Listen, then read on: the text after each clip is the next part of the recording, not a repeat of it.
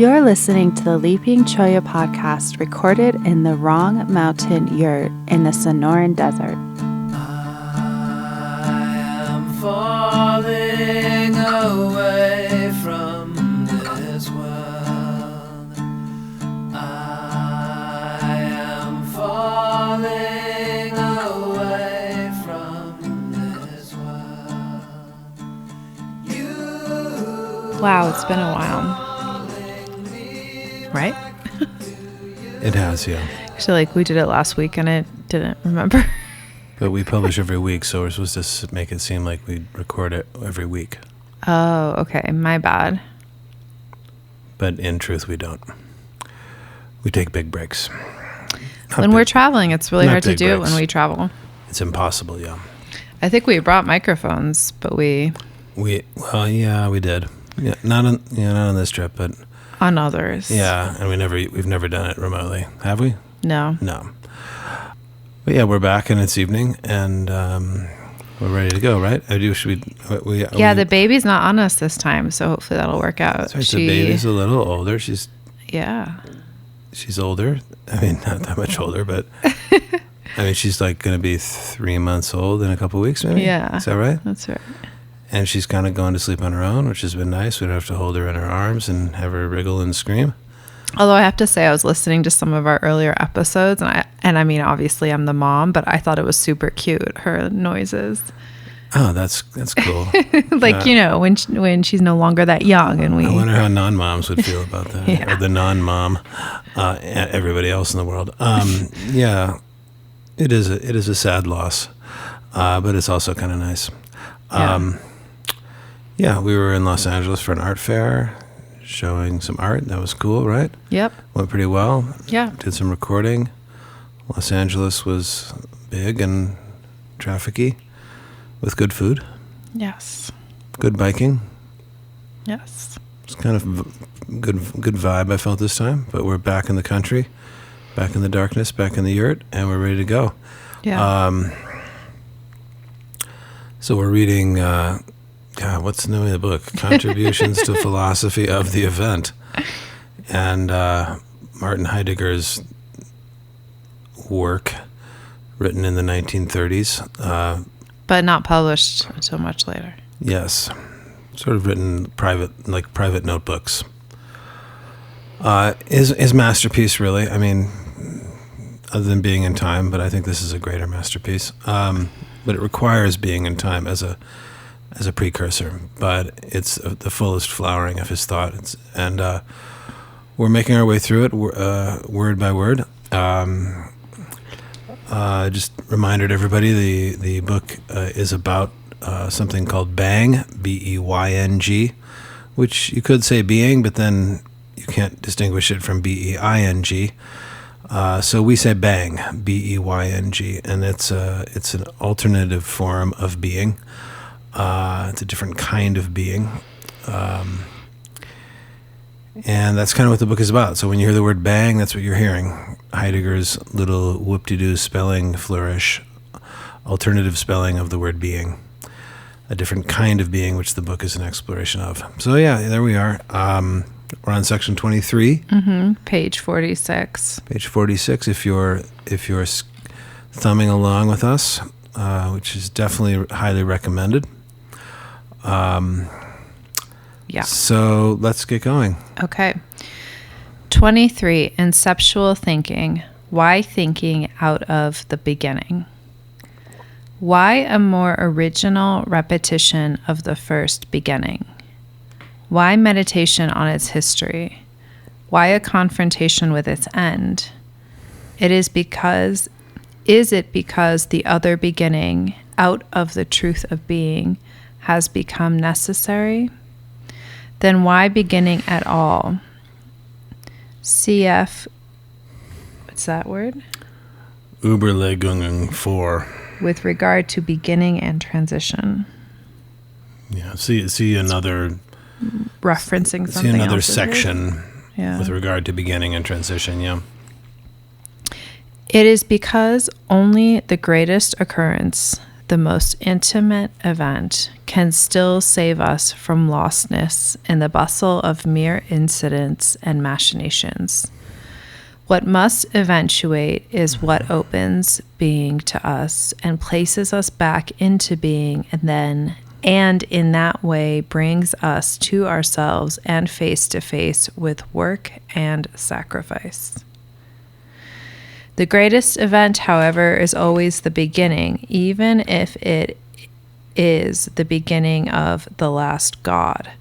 For the beginning is the concealed, the origin that has not yet been misused and driven on, the one which reaches furthest ahead in constantly withdrawing and thus preserves within itself the highest sovereignty.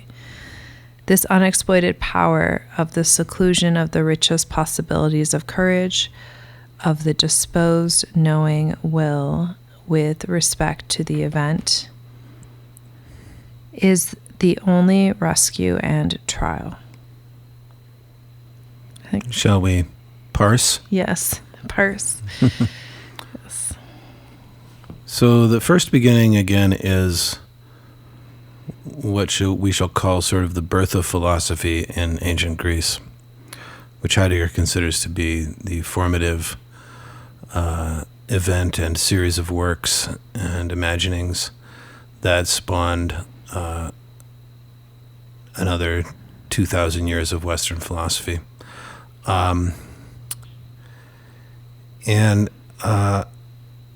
That's what the first beginning is. It's the beginning of metaphysics, the beginning of philosophy, and he's urging us to take to make another beginning, the other beginning. So it's not a new beginning, but it's an other beginning. And he's asking the question here: why are we thinking about the first beginning at all? Why aren't we just moving on? Just starting something totally awesome and new, which I think would probably be the habit or the idea of a lot of people, to just make something totally new, as if. But Heidegger knows better, and he knows that, in a sense, the other beginning is going to be a more original repetition of the first beginning because we live in the first beginning. But he asks some questions. Why meditate on its history? Why confront its end or the end of it?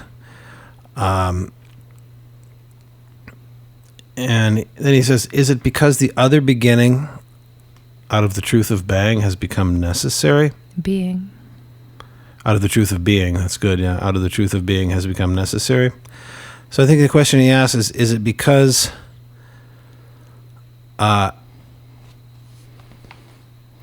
given where we're at in the history of the first beginning, given where metaphysics has evolved to or devolved to, given where we find ourselves in terms of looking back on the first beginning almost, both within it and without it, has an other beginning become necessary? Do we need it? And I think what he says, out of the truth of being, I'm not sure what he means by that, but it sounds to me like, is it because the other beginning out of the truth of being has become necessary? What do you make of that sentence? Is it because, I think he's saying that the other beginning comes out of the truth of being, whereas the first beginning didn't. Came out of something else of being. Yeah, I mean, I think that's good. Yeah, I think the beyng work we're doing. Yeah. And the different being appropriated by beyng and looking to the event and seeing truth as the revealing, the various things that he's counseled us to do in this book have turned us on to the truth of being. And so an other beginning is necessary because we now see, in a sense, the first beginning has occluded the truth of being. Yeah. That's his primary gripe with it. but now we're starting to see the truth of being, and so another beginning is necessary. And he says, but why beginning at all? Like, so why is he using this idea of an initiation or an inception or a new birth? And he says it's because only the greatest occurrence, the most intimate event. Now, that's lovely in a sense, right? If those are positives, the greatest occurrence and the most intimate event are the same thing, which is lovely to think. In a sense, I would agree with that. The greatest occurrence one can imagine is the most intimate event one can imagine. And if you think about that, even a great occurrence that is epic and worldly and large, it's great because we feel incredibly intimate with it. It is because only the greatest occurrence, the most intimate event, can still save us from lostness in the bustle of mere incidents and machinations. So incidents and machinations, the bustle of incidents and machinations is where we find ourselves culturally. And we're lost in that bustle without the truth of being, without a relationship to beyng. But only a great occurrence and an intimate event can save us from that. And I think this beginning, the other beginning, is that great occurrence. What must occur or eventuate is what opens being to us and places us back into being. And in that way, brings us to ourselves and face-to-face with work and sacrifice. So this other beginning, this great occurrence, this most intimate event, this being saved from the lostness and the bustle of mere incidents and machinations, will open being to us. We will discover being, which has been hidden from us, and it will place us back into being because we have been removed from being, and bring us to ourselves and face to face with work and sacrifice. Yeah. There will be work to do, and we must make sacrifices. The greatest event, however, is always the beginning. So he says, well, only the greatest event and only the most intimate event will save us from this lostness and the bustle. And he says, but greatest events are always beginnings. That's why this needs to be a beginning, even if it is the beginning of the last God, even if it's the beginning of the end. For the beginning is the concealed, the origin that has not yet been misused and driven on, the one which reaches furthest ahead in constantly withdrawing and thus preserves within itself the highest sovereignty. So when there's a beginning of anything, that beginning is in a sense concealed and grows more concealed over time as it gets misused and driven on and interpreted and reinterpreted and talked about and obfuscated by the drama of life.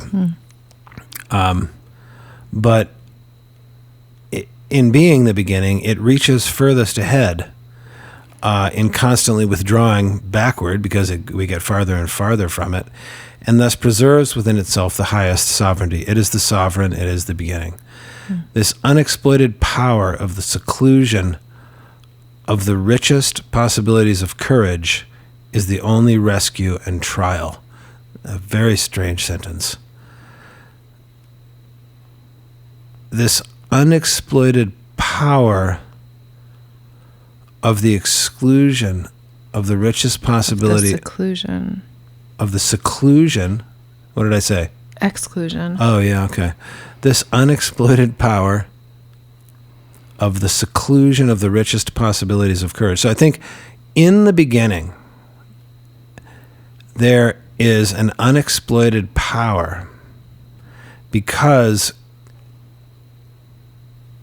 the beginning is secluded away, stuck back at the beginning, and it contains within itself the richest possibilities of courage, and that is the only way that we can be rescued through that courage and trial, and probably the German word there is sort of toil or tribulation or execution of actions. So that's why a beginning. Does that all make sense? That's a good reason to have a beginning, the way he It is. says it. Yeah, that's right. I also really like that phrase, confrontation with its end. Yeah. Yeah, and that's nice. He's very sensitive, and he doesn't say why a confrontation with its end. Instead of saying why are we ending it? As if we can. I think he's saying why are we facing its end and confronting it with the thought that it might occur. Yeah. All right. Yeah. Great. After you.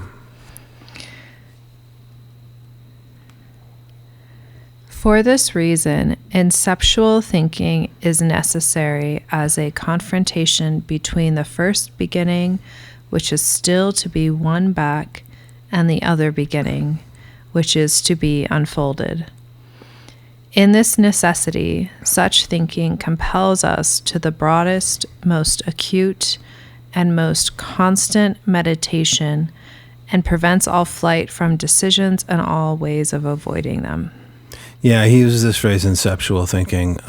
So inceptual thinking is thinking that makes beginnings and starts new things.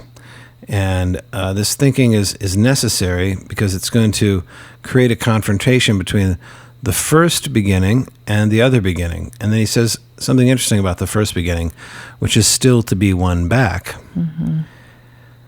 Which means, in a sense, we've lost the first beginning. Mm-hmm. It's become, again, buried under years of exploitation. And Heidegger thinks we can win it back. We can win back what that original metaphysical moment was. And the other beginning, which is to be unfolded, is going to be exploited in turn and carried out. And we must constantly meditate and not fly away from decision. Yeah, great. Sorry, I'm just writing something down. No problem. To bring up.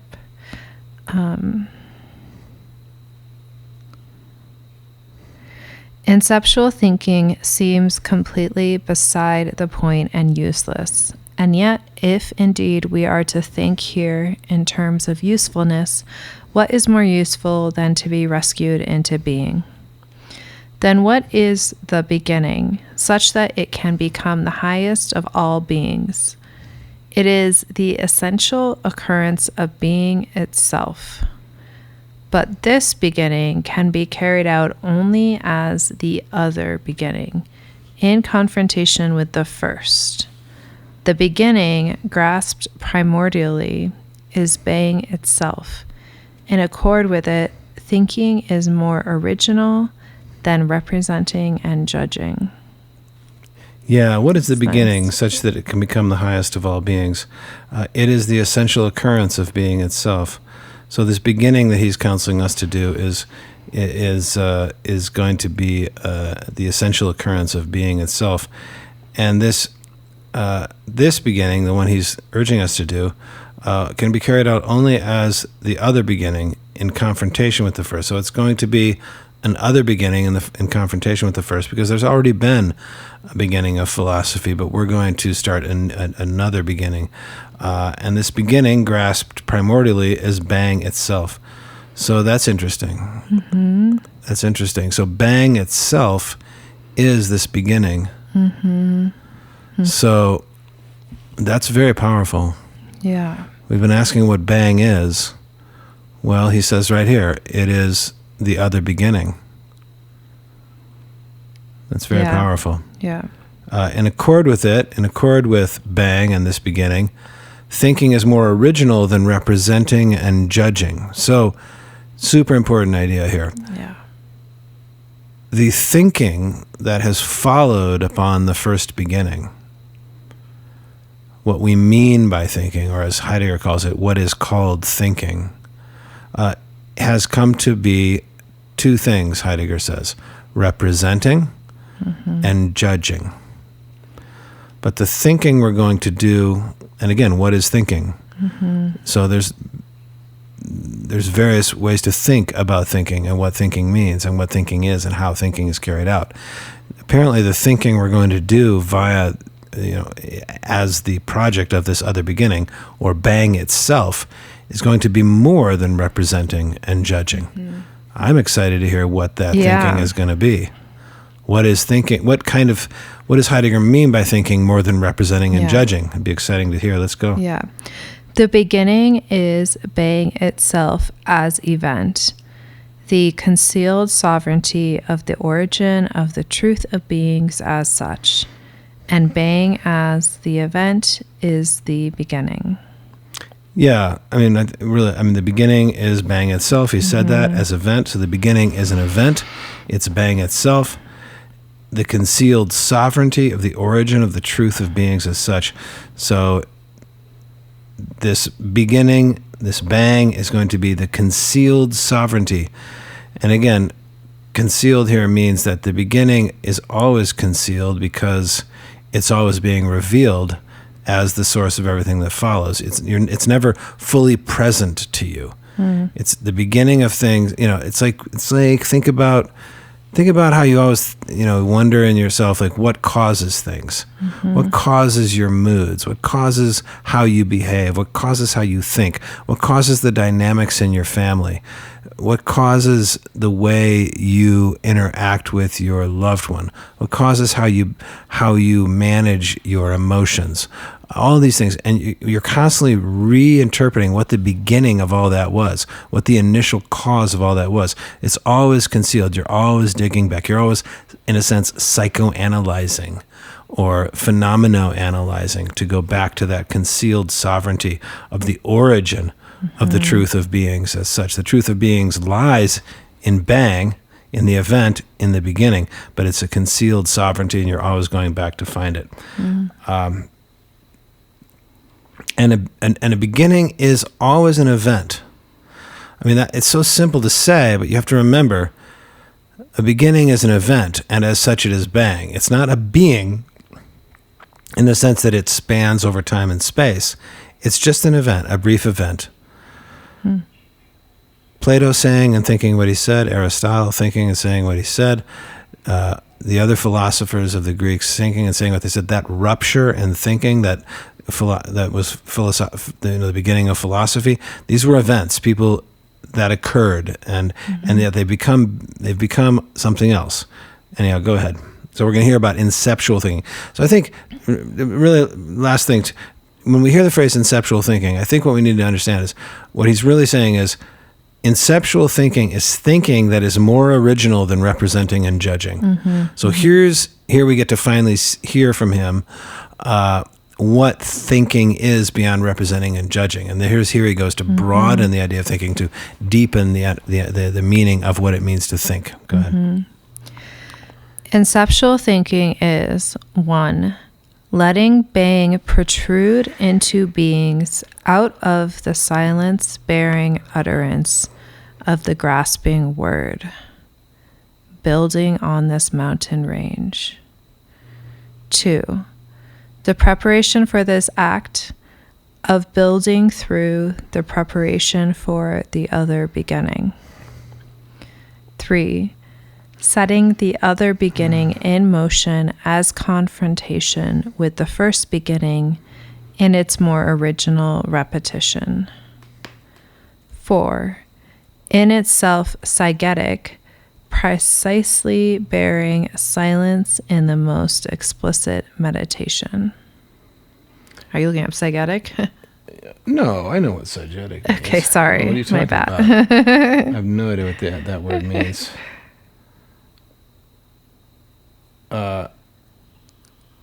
Here's a little blurb. This is an article. This article intends to return to the exact role played in Heideggerian phenomenology by the relationship between language and silence within the framework of respective projects of overcoming metaphysics. Where's here it goes.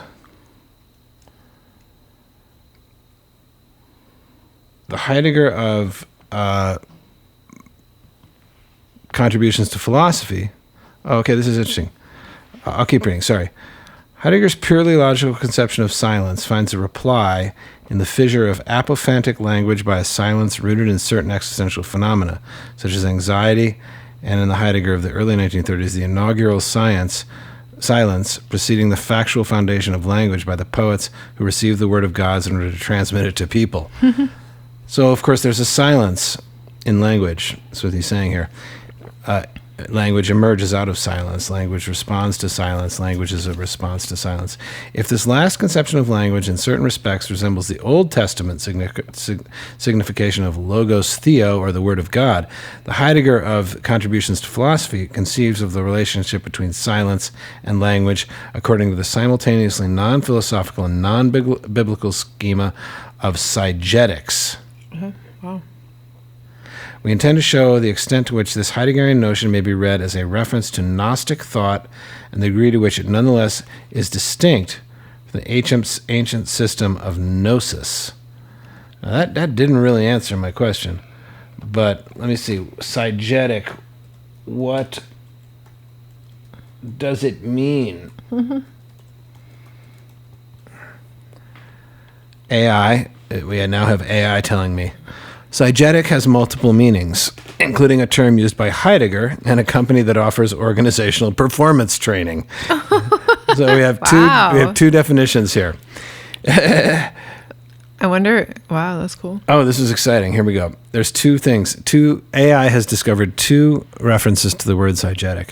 Heidegger's term. In Heidegger's work, sigetic is an artificial term that refers to the logic of silence. Wow. It's a response to the logical tradition and is derived from they said artificial because they're AI. Sorry. Yeah, right. Is that AI stands for artificial intelligence, right? I think that's the AI calling the AI black, or whatever the phrase. The kettle calling the pot calling the kettle black. Logic of silence. Okay. It's a response to the logical tradition and is derived from the Greek word sigon, which means to keep silent. Heidegger warned against using sigetic as a technical concept to replace logic in his philosophy. But it's the logic of silence. Sigetic, here's the second entry. I want to know, yeah. Sigetic is a company that offers training, coaching, and analysis to help improve organizational performance. Their services are based on scientific discovery and operational experience and are aligned with general system thinking. I don't know. Oh, sigetic.com. The logic of silence. Well, there's a company called Sigetic, and their motto is the logic of silence. This is like Heidegger become. Sigetic's founder is Joaquin Trujillo. Trujillo is a former Central Intelligence Agency operations officer. Wow. Okay, we'll have to look at that another time. Wow. I want to, that's very Heidegger meets the CIA. I thought you weren't allowed to say if you're in the CIA. Maybe you're allowed to say you were formerly in it. I guess it depends on your role. I think it depends on your role. Yeah. Yeah. Okay, back to the... Great. So Inceptual Thinking lets beyng protrude into beings out of the silence-bearing utterance of the grasping word. Building on this mountain range. Now, do you remember when he mentioned building on mountain ranges? Gosh, there was something about mountain before. Yeah, it was a ways back. I can't remember where it was, but I think it was a beautiful metaphor. But I think he kind of was like, we've built all kinds of things in valleys where it's easy to build. And I think his analogy was that that's the being that we've created, meaning those are all the beings. The building we've done in the valleys is our bustling and hustling about things that are beings. But to build on beyng, or to relate to beyng, or to build a philosophy based on beyng is to build on the mountain ranges, which we obviously don't do as humans. We build in the valleys, we build at the bottom of mountains, but Heidegger is calling us to build on the mountain ranges, which is pretty intense.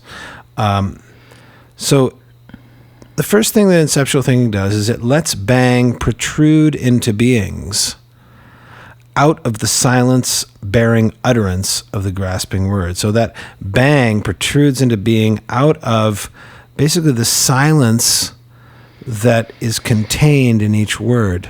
Now that's nice, right? What is the silence in each word? I mean, this is sigetics, right? We should call the CIA. I think they could. But I mean, every word is embedded in the silence that is a gradient. It relates to silence in a kind of gradient. Like it makes noise as a word, but then you get a few inches out from it and the noise starts to dwindle, and then finally you reach silence. And this is sort of the meaning dynamics of the word, right? And the word is attempting to fill a silence and end a silence. And also, in a sense, words try to start silence, like that's the last word on the subject, right? We'll have no more words. Every word tries to be the initiator of an original silence. But letting beyng protrude into beings, let's hold that thought. That's super important. Number 2, the preparation for this act of building through the preparation for the other beginning. So Inceptual Thinking is not only letting beyng protrude into beings, but it's preparing for the act of building through preparation for the other beginning. So it's preparing for the other beginning. It's setting the other beginning in motion as confrontation with the first beginning in its more original repetition. So it's getting the other beginning started by confronting the first beginning, and in itself sigetic, or involved in the logic of silence, precisely bearing silence in the most explicit meditation. I mean, I think he's kind of saying that part of this Inceptual Thinking is silence. Which is really goes boom, smack dab right into the center of Heidegger's role in this book as kind of being, and he doesn't really talk about it explicitly, calling on Western philosophy to discover Eastern philosophy and start to use silence and meditation as ways to learn and to think. Heidegger never gets enough credit for really standing as a bridge or a transmission tower between the two great traditions of thought, the Eastern and the Western, as so-called Eastern and Western.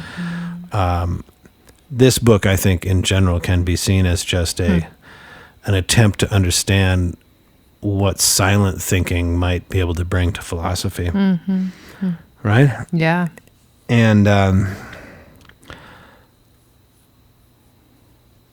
there's something here about beyng as event, beyng as specific time, space, occurrence, and silence and non-being, that there's no being in beyng, there's silence in beyng, and then words come and create being, and the beyng gets left behind. Which is, I mean, maybe in a basic way, it's like thinking about, so an event occurs and then you try to describe it to give it being. And right away you kind of leave it, but there's the silence that the event bore with it, that if you can let that protrude into being and into the words and practice sigetics, or the logic of silence, and the logic alongside the logic of speaking, you can maybe actually get to what beyng is and get to the truth. Anyhow, yeah? I also read the... Yes, please, I'd love to hear. Like the grasping word as being like... I feel like he's also attempting to, despite what you just said about words, I mean, words create being, which kind of takes away from the event. But I guess I feel like there's something in the grasping word that's like the words, at least I think that he's writing, he's trying to still describe what beyng is in the event, I guess. Yes. So I guess that's how I had interpreted that phrase. Yeah. And it's like grasping at trying to express it. Yeah. Tell me more. Well, if we just were in silence, well, I don't know. Although I guess, if we were in silence, the book wouldn't exist. If you didn't try to put words to the other beginning, then it wouldn't exist. Mm-hmm. So that's where I think of the grasping word. Although at the same time, perhaps he's talking about more like not him, but like you and I, and how we try to find beyng, because he's found it. He like has created it or found it or whatever. So then it's like, how can other people find it? So maybe that's where the silence is. But I don't know, it's so tricky. I still kind of have a little struggle with this, like the idea that once you put words to it, basically it's gone. I mean, I would sort of agree with that, but also then how do you experience it? How do you remember it? Yeah, I mean, I think it's pretty dogmatic I would agree with you that I think saying that if you put words to something, it's gone. I think there's a certain... people say things like that, and I think that language ruins things, or language destroys things or hides them. Or that words always fail us and things like that. But I agree with you. I mean, words are always creating another reality, and they're also relating to whatever inspired them, and they're bouncing off silence, and they're bouncing off events, and they're creating a whole new, like, intricate inter-realms of relation that with whatever spurred them. So I agree with you. I don't think words necessarily destroy, ruin anything or make the event go away. But I think maybe what he's saying is there's different ways of not necessarily using words, but having words be in us and be in being and relate to being, where they are either involved in reopening the beyng of the event that they're relating to, or creating being abandoned by being through word hordes and word structures that are, I don't know, insensitive to perpetuating or continuing the appropriation by beyng that the event spurred. Does that make sense? Yeah, that's nice. So it's really just about how you're using words, or how words are using you, and how words in the event are relating. That's a lot of what this book is about, right? It's kind of like how to make that fine dance happen. Yeah. Should we? Oh, there's a lot. Yeah, let's keep going a little bit. Yeah. The other beginning must be brought into effect entirely out of beyng as event, and out of the essential occurrence of its truth, and of the history of that truth. CFEG, the other beginning and its relation to German idealism. Yeah. Inceptual thinking transposes its questioning of the truth of beyng all the way back into the first beginning as the origin of philosophy. Such thinking thereby attains the guarantee of coming from afar in its other beginning, and of finding, by mastering its heritage, its highest future constancy, and of thereby reattaining itself in a changed, verse the first beginning, necessity. Yeah, inceptual thinking needs to really go all the way back to the first beginning and wrestle with it and tangle with it, master its heritage, to move on. I mean, and it's actually saying study Greek. I mean, it's not necessarily study Greek, but I mean, it is study Greek, but it's in a sense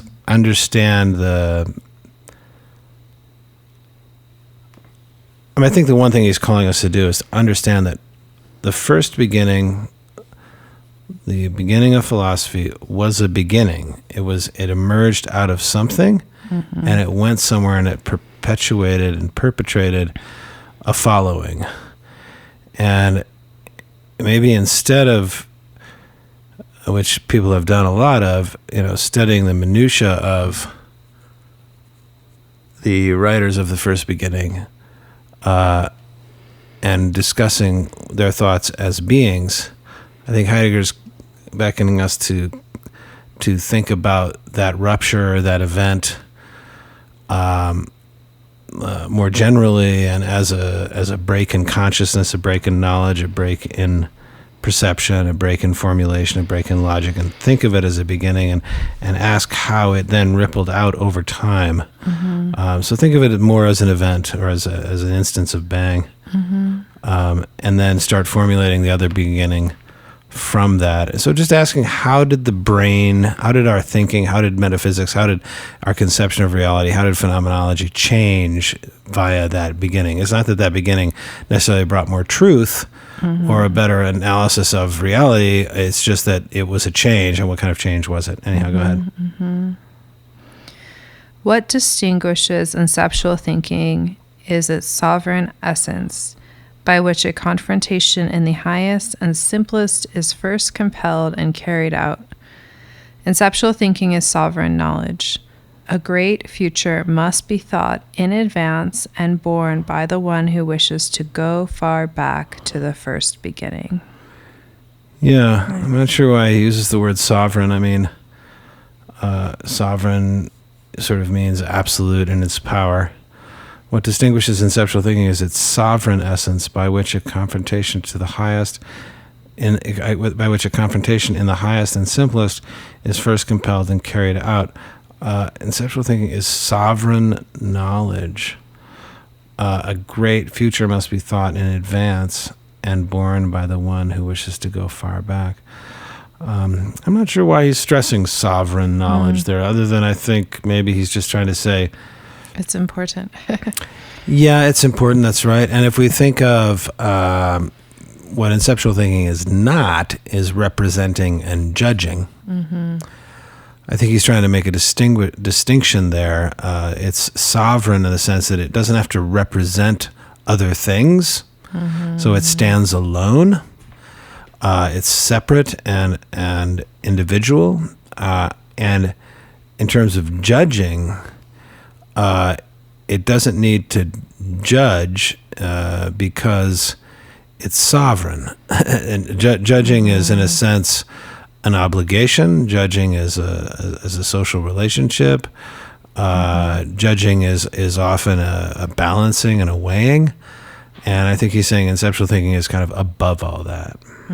Yeah, go ahead. The claim of philosophical thinking can never apply to the instantaneous comprehension and concurrence that are common to everyone. Yeah, philosophical thinking is not common, he says. Or instant. Or instant, yeah, good, yeah, that's right. And it's not about comprehension and concurrence or agreement. Yeah. Philosophical thinking does not tolerate exploitation, because such thinking thinks what is most unique and strange, vis-a-vis? What is that? Viz beyng. Oh, okay. Strange. Okay. Because such thinking thinks what is most unique and strange, viz. Beyng, which otherwise is what is most common and ordinary in the usual understanding of being. This thinking is therefore necessarily rare and alien. Nevertheless, Yeah, I mean, I think he's pointing out, interestingly enough, he says beyng, which without philosophical thinking is what is most common and ordinary in the usual understanding of being. But philosophical thinking makes it rare, makes it unique and strange. So philosophical thinking changes beyng from the common and ordinary to the rare and alien. Yeah, go ahead. That's interesting.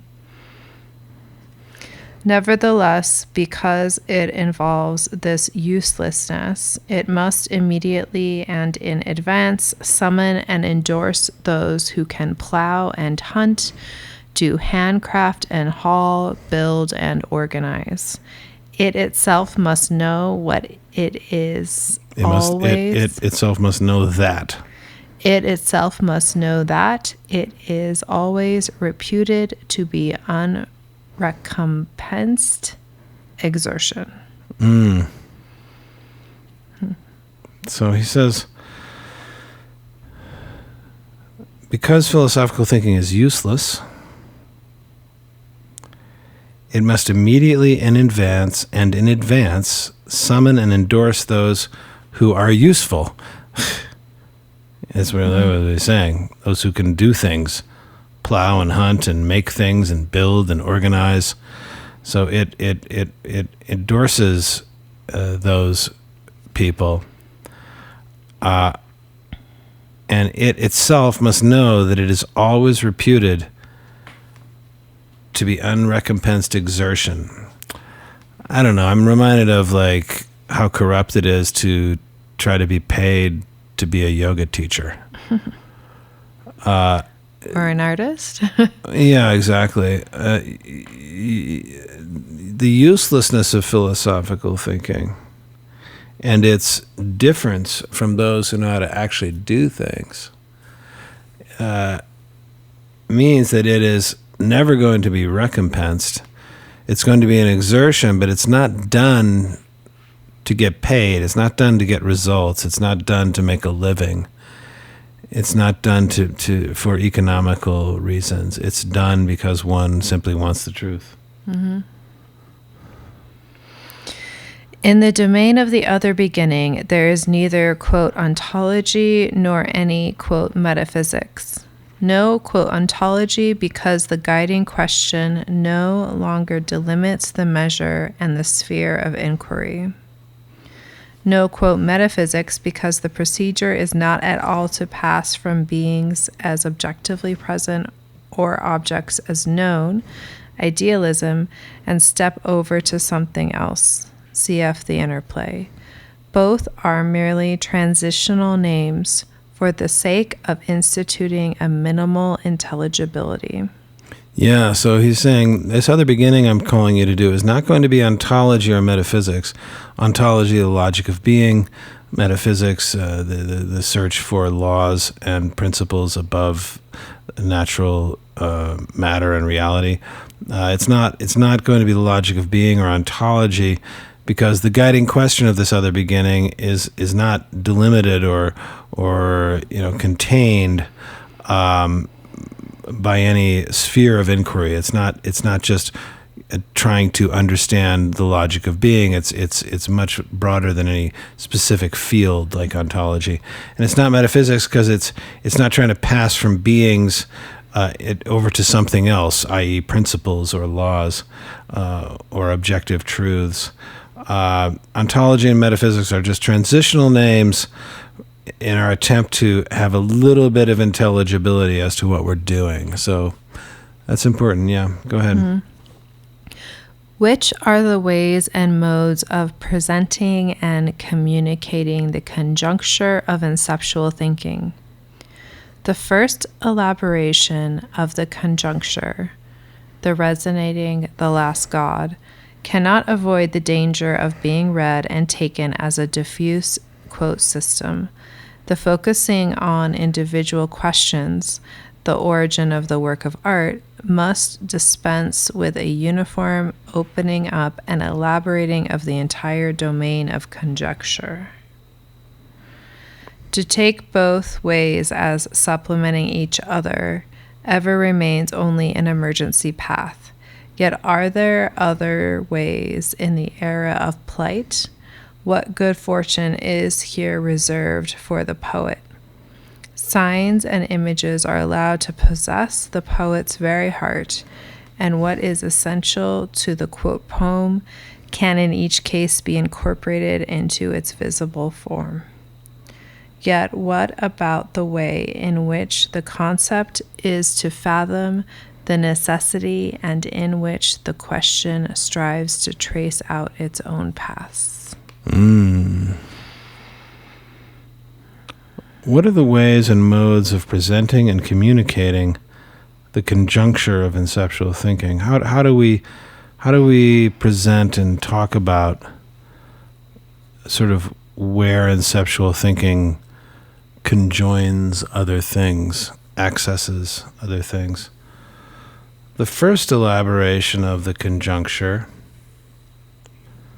the resonating, the last God, and those are ideas from a previous section. The first elaboration of conjuncture, and so the resonating, the last God were initial elaborations of the conjuncture, cannot avoid the danger of being read and taken as a diffuse system. Heidegger doesn't want you to think he's trying to create a system here. So the resonating is the idea that inceptual thinking, inceptual thinking approaches beyng or attunes itself to beyng, and in the resonating of that contact, the resonating of that relationship, we have an elaboration of the conjuncture of inceptual thinking as it resonates with beyng. And the last God is the conjuncture of inceptual thinking as represented by the last God, right, is that inceptual thinking experiences the ultimate reality and the ultimate truth, which is always, because it's conceptual thinking and beyng-based thinking, passing by and leaving, because it's not there to be immortal. But these things, this resonating, this last God, these are not systems, he says. And focusing on individual questions. So one of the things conceptual thinking does is it asks about the origin of the work of art. Heidegger's very obsessed with the origins of the works of art. He has a lot of books about that. But this focusing on individual questions, whatever individual question you want, you must do away with a uniform opening up and elaborating of the entire domain of conjuncture. There's no uniformity in this process. There's no system. There's no framework. There's no theory. It's just an experience-based, event-eluding, beyng and appropriating meditation. So then it goes on to say, to take both ways as supplementing each other ever remains only an emergency path. So to take the elaboration of the conjuncture that was exampled in the resonating of the last God, and also the focusing on individual questions, those are the two ways, as sort of helping each other, is only a kind of emergency path. Mm-hmm. It's only something we say just to try to hold on to some kind of sense of what we're doing and where we are. And yet he says, but is there anything other than emergency paths in the era of plight?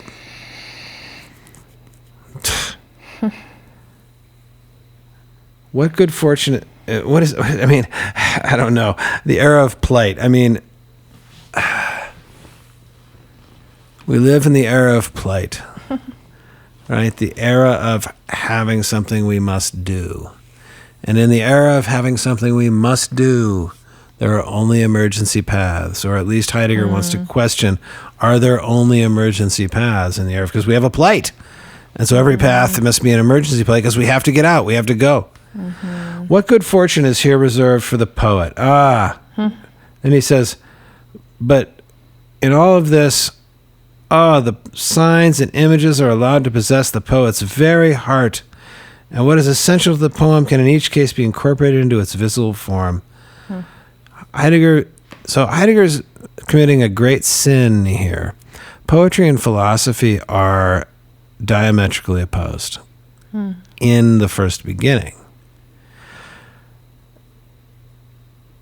to the Greeks, there were the poets and there were the philosophers, and they had a completely different approach to life, reality, meaning, logic, language, the gods.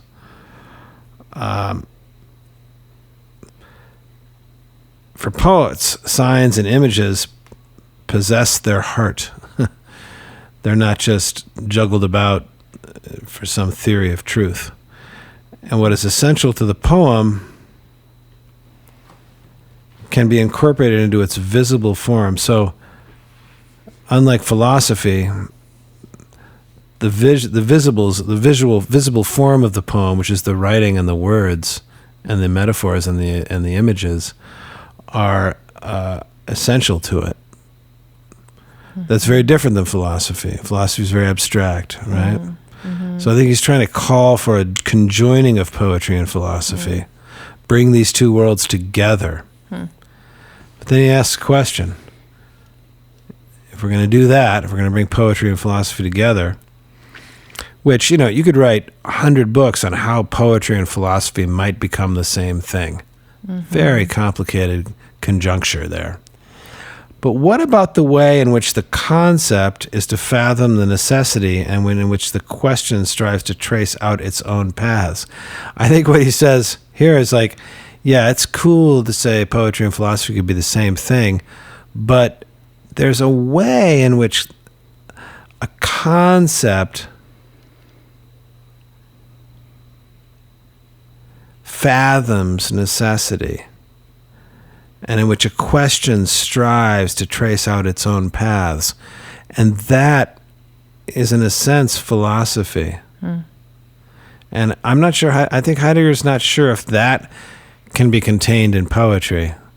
So maybe what he's saying here is there's still room for philosophy in a concept trying to fathom why it's necessary. That's beautiful. Every concept you have, right? You have so many concepts, so many ideas, so many beliefs, so many thoughts. Which of them can actually fathom why they're actually necessary? And how could they do that? And it's interesting that he's saying it's necessary, whereas philosophy is not. Or what's the phrase he uses? It's useless. I guess that's different. Yeah, I think that's just different. I think when he says the concept trying to fathom its necessity, I think what he's trying to say is it's truth. Yeah. Like a concept is only necessary if it's true. If it's not true, it's not necessary. Yeah, that makes sense. And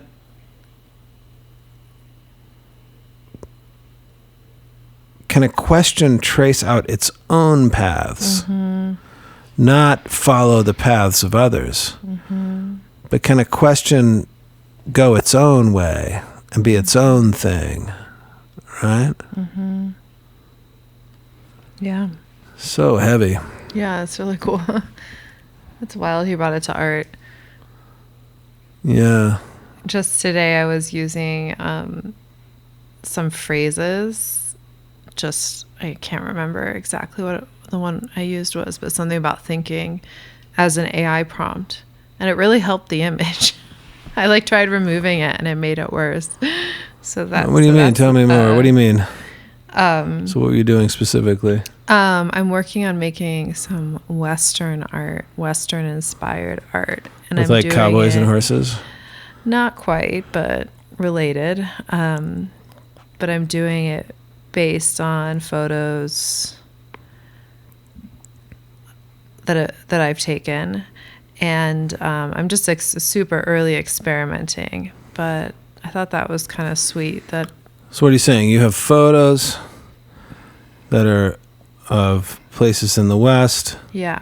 And then what do you do with them?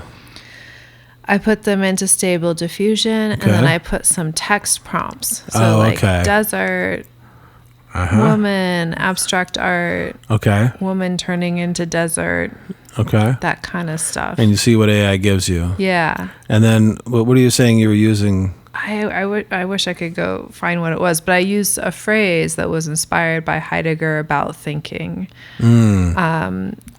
in the prompt, it was a poetic phrase relative to these other words that were pretty Right. descriptive and one wordy. Right. So you've got an image and you put into the prompt something like a concept fathoming its own necessity. Yeah. And you see what AI gives you. And it helped in this case. It helped. It made better art, huh? Yeah. So AI, wow. So AI liked that prompt. Yeah, AI liked Heidegger. That unlocked its creativity. Exactly. Huh. We'll see. how Wow, it that sounds continues. totally corrupt. Why? No, it's not. I'm just... AI is so frowned upon, isn't it? Yeah. But not ironically, but interestingly, we see here that you and this artist, whose name is, I believe, Mrs. Stable Diffusion, you and your collaborator, Mrs. Stable Diffusion, need to learn to talk to each other in ways that create the most interesting things, right? Mm-hmm. And so you're taking these philosophical phrases from Heidegger, and she's really responding in a way that you like, right? Yeah.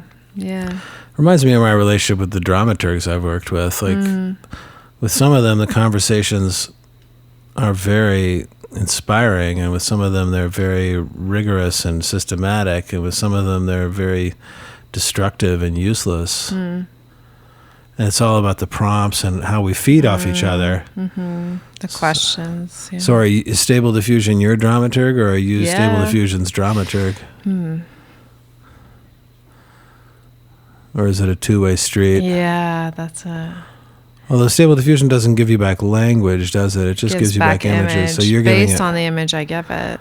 I would say in that situation, Stable Diffusion is the artist and you're the dramaturg or the editor or the muse. You're the muse, aren't you? Yeah. You're AI's muse. You say, give me an image of a Western world in which the concept is fathoming its necessity.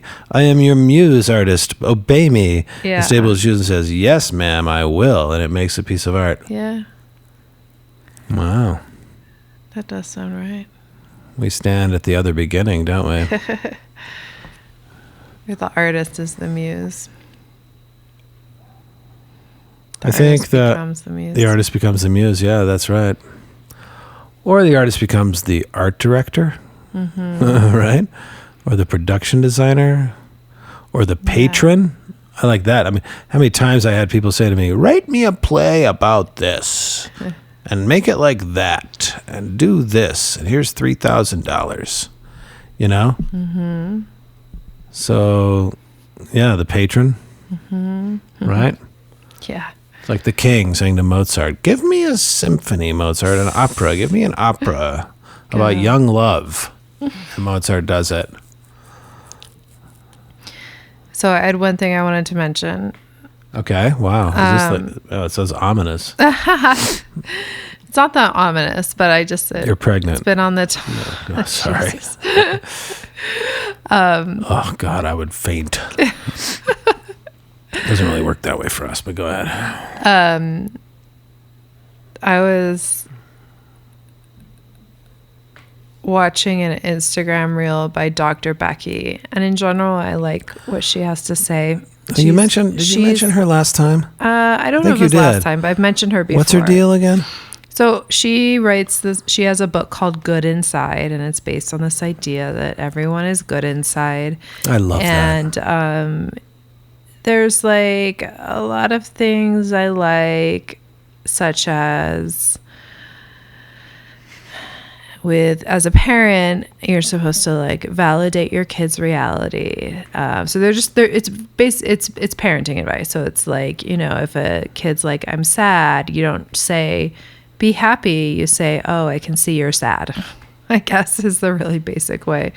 Okay, so Dr. Becky is a child psychologist or a how to raise kids person, not an anxiety person. Well, but she also talks about that you can like treat your thoughts the same way, essentially. Oh, okay, right.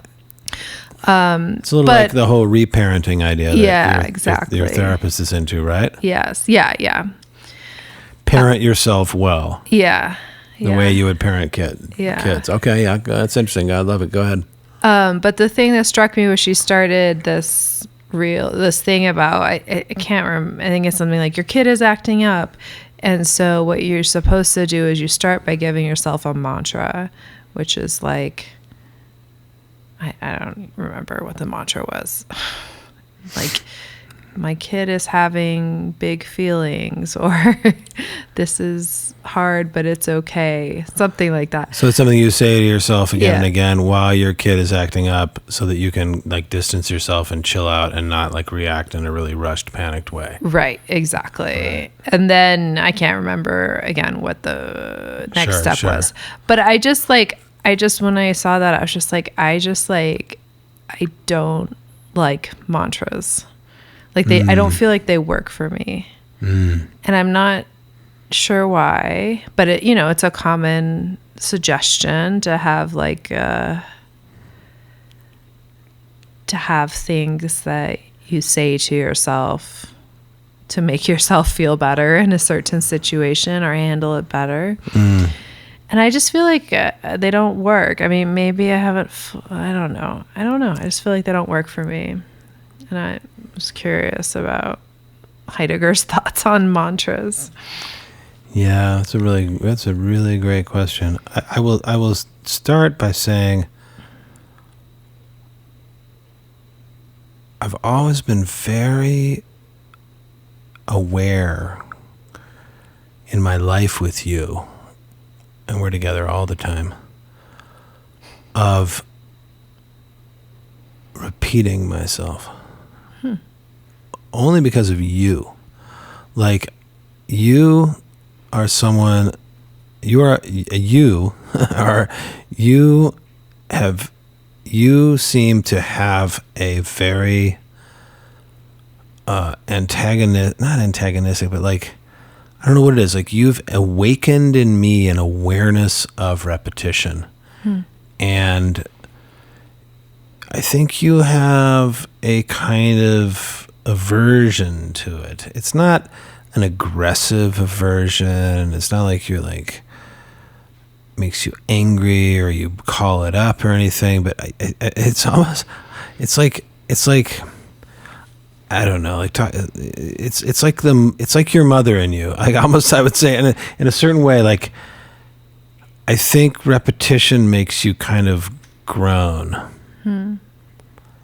Well, I mean, if you think about, let's say you're doing yoga, you don't want it to feel the same every time. Yes, you yes, want yes. it to like move, and Yes. you want insights in your body and stuff like Well, that. and I let me make clear, I think what I'm really saying is that you are super attuned and super driven to find and instantiate newness and change and creativity and some kind of discovery, and you're also big into choice, and I love all those things. And it's been actually, I would say, I mean, it's a great gift to be in the presence of your approach to repetition. So I want to put that out because I think, yeah, mantra is repetition, and it's repetition for an end. Like, it's repetition to do something, and it's I guess ostensibly mantras, I would say, I've kind of, right off the top of my head, two purposes. One is to connect you to whatever the word is calling you to. So in a way, it's referent. If your mantra is Om, Om, Om, Om, Om, it's calling you. It's transporting you, transcending you to the primordial sound of the universe, right? So it's supposed to apparently fly you somewhere or replace you with something. It's also, I would say, it's fighting the silence. It's giving you something to hold onto. It's like a handrail or a teething ring, right? Yeah. And maybe it's a little bit of, if I do this thing repetitively, then I'm taking my multifarious systems and I'm locking them into a simple locking a part of them, a little subsection of my multifarious systems into a pattern, which allows all the other aspects of my systemized being to respond to that pattern, to start maybe going other places. I don't know. I guess it's a little bit of like structured improv. So if the structure is the mantra, then that structure spawns improv outside it and new thoughts start to generate. Now, that's all just like, that was like an advertisement for mantras that I just made. I relate to your thing about mantras. I've never really been a mantra person. Mantras haven't worked for me, I guess I would say, in the sense that I'm not like, oh man, I said that mantra for 20 minutes and wow. But let me ask you this, so I mean, I don't know, it's weird. You don't have a temper. Yeah. Partly what I feel like Dr. Becky is saying is, oh yeah. if your kid, I have a temper. Yeah. And she's saying if your kid is doing something and your immediate reaction is to like, then stop, say paprika, 10 times, and then see where you are. Because it diffuses the rush. Yeah. Well, and some people need that, but you don't need that because like you have no temper. What is that? I mean, I think it's because you were raised that way. Your parents are the most patient people in the world. I was not raised that way, but so maybe you don't have a need for mantras, that kind of mantra that Dr. Beck is suggesting, because you don't need to create any distance between you and some stupid, panicked, angry reaction to something, because you don't have those reactions. Anyhow, go ahead. Well, I think you said before that instead of being angry at things outside, I get angry at myself. So in a way, my temper is directed at myself, perhaps. Yes. Yes. And then... No. Yeah, you beat yourself up. Yeah. I mean, that's, I think, what anxiety is. The other thing I was thinking as you were talking is like, I sort of wish that I could jive on a mantra, because I feel like the desire to have insights, well, I mean, you kind of presented it in a nice way. I also feel like it's then if I'm not having insights, I feel like I'm not moving. I feel like just things are not progressing or going well. They're not common and ordinary, perhaps, like the words here in the reading. I don't know, like it's harder. Hold on, that confused me. You're saying... What? I'm saying maybe there's some not good stuff to wanting insights, I guess, constantly. What, like what? Well, because then if I don't find insights, let's say, right, that then I'm frustrated, right, or I feel like I'm doomed, or I'm not smart, or whatever it is. So, but it's such an organic for you. It's such a like. It's your primum mobile. It's like your fundamental form of like will and movement through the world. It's like how your mind works. The insights. Yeah, you're craving for insights. You're craving for newness. You're craving for learning. Yeah. Like, I just don't think that's going to stop. Yeah. And I mean, I get that you're frustrated, but again, to quote the great Matt Oberg, frustration is the creative process. And, I don't know. I mean, I would say, in a sense, I think the onus on you here now is to say, well, okay, I'm gonna be frustrated because I'm just driven to find new things. Like I'm an addict to the new. In the good, but you're good inside. And how am I frustrated by my frustration? Or can I just be frustrated and take that as like, oh, I want more. Is that just appetite? Yeah. Is that inspo? Is that ambition? Is that good? I don't know. But I think, maybe again, you beat yourself up a little bit because you haven't had enough insights, or you are very, very demanding on yourself. Yeah. But, enough about you. I mean, in the sense, like, we don't need to get into, like, Yeah. But I think your relationship to mantra, your aversion to mantra is interesting. Mm-hmm. Well, and mantras are just so popular right now. Yeah. Super popular. Yeah. I'm right. I said to our great teacher, Howard, who we haven't really talked about on this show, but, let's just say that our great teacher's name is Howard. I won't reveal him here because he didn't ask to be revealed, but I can't remember. I was sitting with him. I sat with him a lot. We talked a lot, and I said some kind of cliche thing like, "Oh, I'm just trying to silence my mind, silence my mind." And he said, "You have a wonderful mind. Why would you try to silence it?" Oh, that's so sweet. I can imagine him saying that. And mantras. I think mantras are a little bit about silencing the mind. Yeah. And that's a real fetish right now. Mm-hmm. And I don't know. I think Heidegger talks about silence. Yeah. Well, but I was going to say, I think instead of silence, I mean, silent, but inceptual. I think Heidegger talks about inceptual thinking. Yeah. And I think Heidegger says that there's a logic of silence that is involved in conceptual thinking, but Heidegger's not. Heidegger doesn't have a section called silencing the mind. Yeah. You know what I mean? That's not what Heidegger's talking about at all. Yeah. I think silencing the mind is a real. It's not only a cliche; it's like a destruction. Yeah. Yeah. Yeah. I don't know. I'm glad you ended it on mantra. I think, oddly enough, I think this whole section we just read was about mantra, or it was a challenge to mantra. Mantra also feels a little bit like avoiding a confrontation with the end of the first beginning. Yeah, that's right.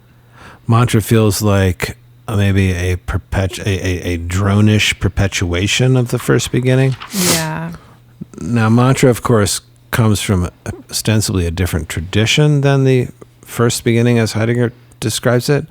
Mantra is the epitome of the Eastern tradition, I guess. I hate that phrase, but we have Buddha mantras and that kind of stuff. I mean, there were mantras in the West. I mean, the monks and prayers and I mean, how is reading the old what do the Jews call the Old Testament? What's the word? Bible? No, is there a word? Oh. What is Haggadah? Not the Haggadah, but the Torah. Oh, yes. Is the Torah the Old Testament? I don't know. I believe it is. forgot. Yeah, I believe it is.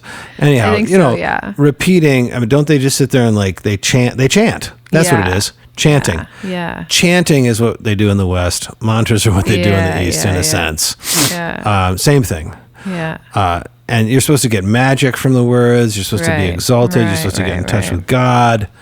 I just don't think you believe in any of that stuff. Yeah. And which is another sense. I mean, mantras must be annoying for you because they're empty of content for you. You don't believe in any of the noumenal or transformative or spiritual qualities of them. So what are they? But I kind of feel bad that I don't believe in them.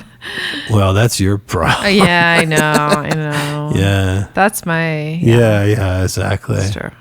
But I think there's two kinds of ways of feeling bad. One is like, oh, I'm guilty. I should do that. It's like, well, But the other one is, I wonder if you actually feel bad, meaning like, and this would be very you're a little suspicious that there might be something there. Yeah. And you're just not capable of seeing it right now. Yeah. That's the kind of feeling bad that I think is more typical for you. Yeah. And so I think it's a great place to Why would I believe that though? Believe what? Why would I be suspicious there's something there if I don't think there's something there and it's very much the first beginning? What? Why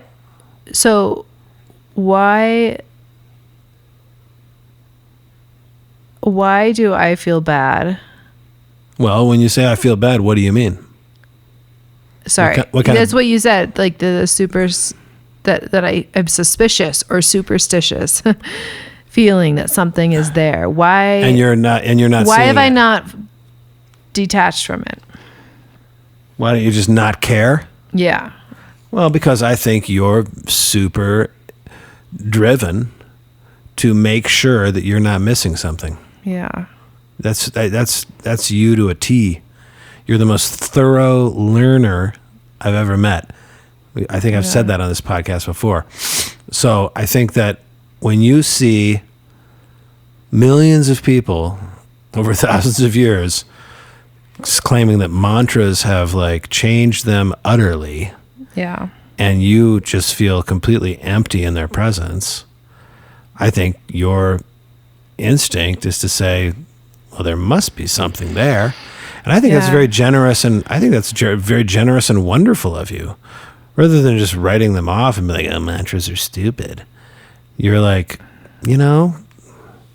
maybe they're not, and I'm not able to see why they're not. But I think it keeps me stuck in the first beginning. Well, that's what I don't get. Explain that. What? Well, because all of those are based in... All of what? All of the mantras and religions are based in the first beginning. Like, I don't know, thinking back, there was a whole thing about, well, Christianity okay, but religion. stuck in the by discrediting and by discrediting mantras, saying they're not worth anything. Mm-hmm.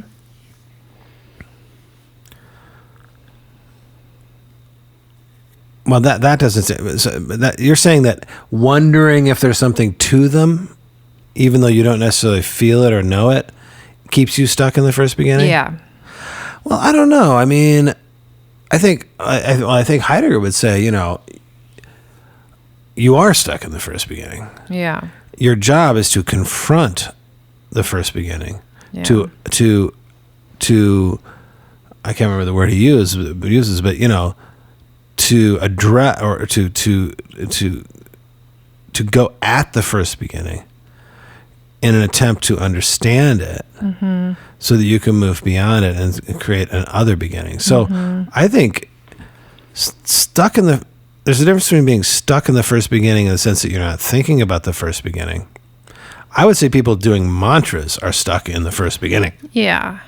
Yeah. You are confronting the first beginning by saying, what good is a mantra? Yeah. And the fair way to do that is to say, maybe there is good in the mantra. I'm going to look into it and ask if there is and find out what it is so that I can then learn something, discover something, and then maybe institute an other beginning. What's post-mantra consciousness? What's after the mantra? What is the mantra? A lot of people don't really... most people don't ask that question. Why am I doing this mantra? What is this mantra offering me? Sure, so gurus are going to run around saying the mantra is this, the mantra is that, but a lot of those things are going to be spiritually delimited descriptions. But what is the mantra generally, phenomenally, existentially, psychologically, philosophically? What is the mantra as a figment or fragment of the first beginning? So asking all these questions about the mantra and wondering if there's something there and why, how it might, blah, blah, blah, that's not stuck in the first beginning. That's confronting the first beginning. That's good stuff. Oh. Congratulations. Thank you. Yes, Gold star. Yes, gold star. Gold star. That's interesting. I mean, that's an interesting way to, think about confronting. The phrase he uses is, why a confrontation with its end? Yeah. I think I agree and I like all that, but I think that I still have this, like, I feel guilty. And that is sort of a little bit of that first one. I think I also have a feeling of guilt with saying, I don't believe in any of that. Like, I don't believe in God, or I don't believe in religion or Judaism or something for me. Yeah, you feel guilty because you feel like you're being like an asshole. Yeah. You're being dismissive. Yeah. You're discrediting other people's experiences. Yeah, exactly. You're being a little bit of a renegade or a rebel. Yeah. And that makes you feel guilty. Yeah. Yeah, you should work on that. Yeah, yeah. I mean, the other stuff is true, but I think it's interesting that those two things, like, I can't remember exactly where you put them, but there were those two different ways, and I have a little of both, I think. Two different ways of what? I can't remember now. I'm getting tired, but like the feeling guilty and the thinking there is something there. Okay, yeah, okay. I think, sorry. Yeah, sure. No, I mean, I think we have this nexus now of you feeling something is empty and is useless. Right. And yet feeling compelled because whenever you have that feeling that something is useless, that there must be some use in there. You're just not seeing it. So you're driven to inquiry, and guilt is maybe the motivator of that inquiry, or guilt is attendant to that inquiry, adjacent to that inquiry, or adjacent to your experience of calling someone else useless.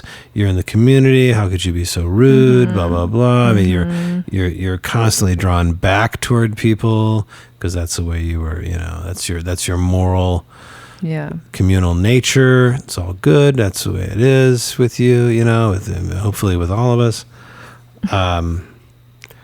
But again, in a way, this is just like something I guess any kind of like therapist would say is like, considering all these dynamics within this cluster and this world of the mantra and what the mantra means to you is all good. That's inceptual thinking. Yeah. Because right. Okay, so go back to representing and judging. Yeah. So thinking about the mantra in the non-inceptual thinking way would be representing it, which really means standing up for it and using it. Yeah. Right. Like doing it mindlessly. Yeah. Or just talking about it as a thing and being like, the mantra is this and the mantra is that and the mantra is this. That's one form of thinking about the mantra, which is really just marketing. And there's judging. And I think judging would be, I judge the mantra. The mantra is useless. Or the mantra is amazing. It's the perfect thing. So, and I think you're saying neither of those is satisfactory to me. Representing and judging the mantra, thinking about the mantra as representing and judging it is not satisfying to me. I want to inceptually think about the mantra. Yeah. So I think you're really you're stuck in the other beginning. Yeah. So then maybe my issue is just that I feel guilty about being there, and that's what I think thinking about the mantra that way is there's more. I haven't worked through that yet. There's more to think about, but then also there's that feeling of feeling guilty, which is yes. I think the guilty thing, anxiety thing, that's one thing. I also think, I'm not going to say you don't give yourself enough credit often enough for being an inceptual thinker. What I would say is perhaps you will find liberation from your guilt and your anxiety if you become a little more proficient at identifying in what ways you are inceptually thinking. Yeah. Because you're actually inceptually thinking about the mantra. But something in you, in a way, your guilt, and it is absolutely true for you, inceptually thinking makes you feel guilty. And that's because the representing, judging thinking, the machination, the worldview, the liberal worldview, not just liberal worldview, but, there's a lot in our world that is telling you, do not inceptually think. Yeah. And so, you are compelled to hide from yourself the fact that you are conceptually thinking. You know what I mean? Yeah. Because otherwise you're going to feel guilty and you're going to be discovered for conceptually thinking, and that's bad. And B, you haven't even learned to identify when you're conceptually thinking, because the guilt is occluding your judgment about that very act. Yeah. So the relationship between guilt and conceptual thinking is very important. Yeah. Yeah, that's interesting. And I would almost say the minute you feel guilt, you know something in you is yearning for or engaging in conceptual thinking. And I would say lunge harder at the conceptual thinking and understand and see and know the guilt as just being those aspects of your world that don't want you conceptually thinking, because conceptual thinking discovers things. And conceptual thinking leads to the new and the innovative and the next and the non-repetitive. And there's a lot in your world that doesn't want you going there. Yeah, right. Yeah, totally. Well said. Yeah. Beautiful. It's like 4 a.m. Oh my God, this is like so past our It's bedtime. not really 4 a.m, but it feels like it. We're very tired. We're new parents. We're exhausted. Oh my God. Thank you for bearing with us. It was a lovely section. Yeah. Thank you for your lovely thoughts. It was great to hear it. Yes. Wonderful, right? Yeah. Thank you. Yep. Great. Good night. Night. Thanks for joining us for the Leaping Choya podcast. For more information, visit leapingchoya.com and be sure and follow us on socials. Until next time.